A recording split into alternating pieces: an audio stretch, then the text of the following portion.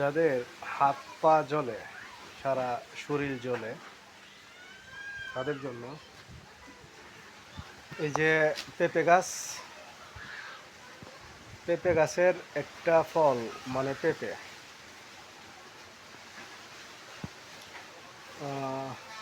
ফল বা পেঁপে গাছের যে কষ,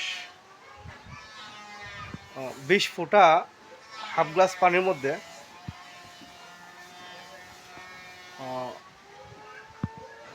একত্রে মিক্স করে খাবেন। আপনার হাত পা জ্বালা পোড়া ভালো হয়ে যাবে ইনশাল্লাহ।